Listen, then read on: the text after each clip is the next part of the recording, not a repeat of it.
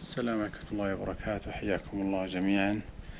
أشرح لكم شرح سريع عن الأغراض اللي تكون مع الرحال، والجميع سألني عنها. الصورة اللي قبل يومين نشرناها. الأشياء الأساسية طبعا اللي يحتاجها أي شخص في رحلته. نبدأ طبعا من عند السليبنج باج، طبعا إلى درجة حرارة 2، وكل واحد حسب رغبته أو حسب رحلته حسب البرودة، في إلى ناقص 20. المخدة هذه تنفخ نفخ. طبعا عندك هذه المنشفة من سيتوسميد، طبعا فايبر، خاصة للرحلات، خفيفة، بالإضافة أنها تنشف بسرعة. طبعا أشياء أساسية اللي هي يكون معك مثلا كالسيوم، فيتامين سي، حبوب إذا كان في حموضة، عسل على شكل حبات تستخدمها أثناء المشي. هذه طبعا ما أستغني عن معمول أسرار الذوق، شوفان أنا محمصة طبعا مع مكسرات وزبيب ومجفف وتوت مجفف. هذه الأشياء اللي يحتاجها الواحد الطاقة أثناء المسير، غير الوجبات الأساسية تكون في الرحلة. طبعا عندنا النظارة تكون من النوع اللي يعكس الثلج إذا كان فيه الثلج، اللي هو عمل ثلجي. الباور بانك 24,000 بحيث أنه يكفيك أقصى مسافة. عندنا تحويلة الكهرباء بالسوكت، تختار حسب اللي الموجود. التوصيلات، كشاف الراس، كشاف الخيمة إذا كانت في خيمة. الملعقة عبارة عن ملعقة وشوكة وفتاحة علبة، يعني عدة أشياء، عدة استخدامات من التيتانيوم. عندنا البوف يستخدم أثناء الرحلة عشان إذا كان في غبار، إذا كان في شمس، إذا كان في أكثر من استخدامات له.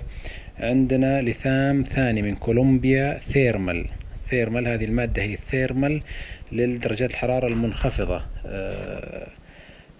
طبعا عبارة عن لثام ينلبس حول الرقبة وينشد، بحيث أنه يستخدم في العواصف الثلجية والهواء البارد.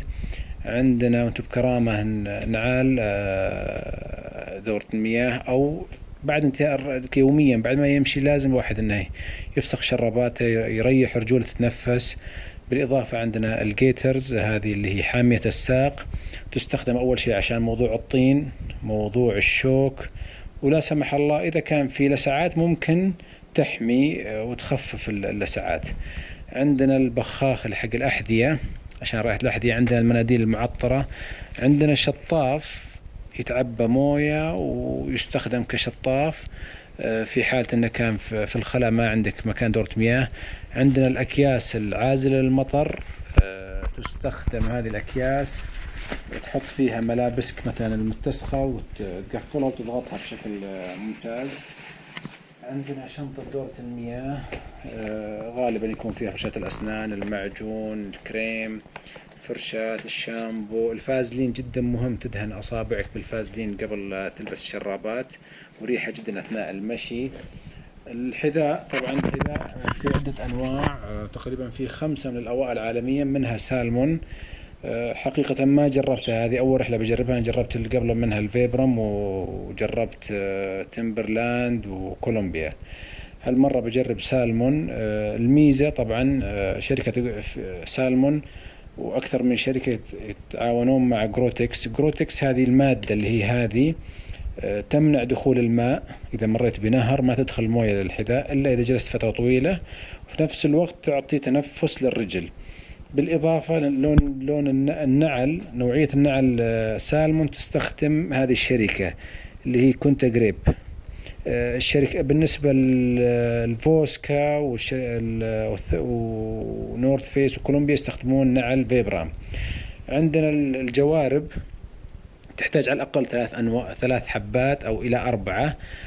في نوع اللي هو المارينا مول، اللي هو لينير خفيف إذا كان الجو حلو، طبعا ينشف بسرعة وما يخليك تعرق كثير. عندنا نفس الشيء، هذا مارينا وول مع قطن ويدفي. بالإضافة هذا النوع، يعني في عدة أنواع متوفرة في المتجر.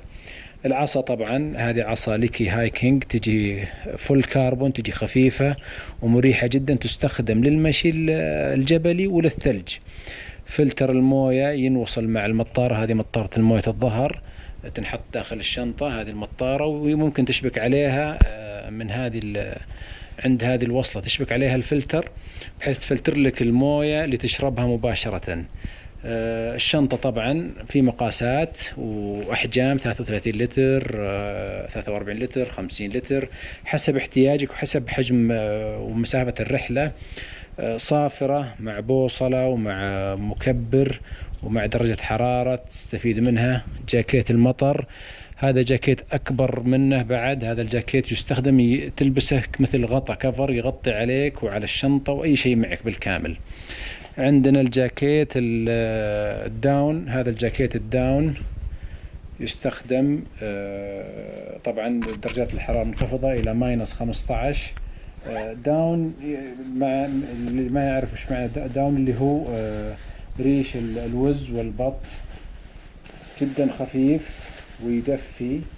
هذا طبعا بالطريقة، هذا هو الجاكيت، خفيف ويدفي من البرودة، هذا من شركة مارموت. عندنا الكفوف أو الجلافز، في نوع ثيرمال اللي هو من كولومبيا، هذا النوع ثيرمال يستخدم للبرد، نفس الشيء درجة الحرارة المرتفعة، هذا الثيرمال. وعندنا الثاني النورث فيس، من هنا بلاستيك عشان الثلوج. طبعا داخلي لابد يكون معك داخلي، ما هو قطن، القطن جدا مزعج ومتعب في الرحلات إذا عرق الإنسان. هذه بوليستر مريح جدا اللي هو يسمى اندروير أو البوكسر. عندنا كيس المطر حق الشنطة اللي يغطي الشنطة، أنا استخدم عادة وجدا مهم يكون معك ربطة مشد للركبة تحتاجه لا سمح الله. طبعا بالنسبة للقبعات، في عدة قبعات، في قبعة هذه صوف إذا كان في ثلج مرة قوي وبرد وهواء، هذه للشمس تمنع أشعة الشمس وفي نفس الوقت فيها التنفس. عندنا هذه القبعة نفس الشيء ثيرمال، طبعا تتميز شركة كولومبيا براءة اختراع اللي هي مادة الثيرمال للبرد. وعندنا هذا النوع الثاني اللي يجي بلاسك نفس الشيء وثيرمال للثلج. عندنا بنطلون نفس الشيء يجي منه الثيرمال للبرد، تحتاج على الأقل بنطلون إلى 3. الفنايل، طقم داخلي عبارة عن طقم ثيرمال، بنطلون وفنيلة. وعندنا الجاكيت، عندنا بنطلون المطر نفس يجي سميك وعازل ضد الموية. وفي النهاية الجاكيت المطر، الجاكيت عفوا الثلج. هذه تقريبا الأشياء الأساسية اللي يحتاجها الرحال في رحلته. طبعا تختلف الكميات اللي تحتاجها حسب طول الرحلة، يعني 4 أيام غير أسبوعين. طبعا أثناء الرحلة لابد يكون في محطات تزود منها. أتمنى إن شاء الله أن أكون وضحت كل شيء، وأي استفسارات حياكم الله.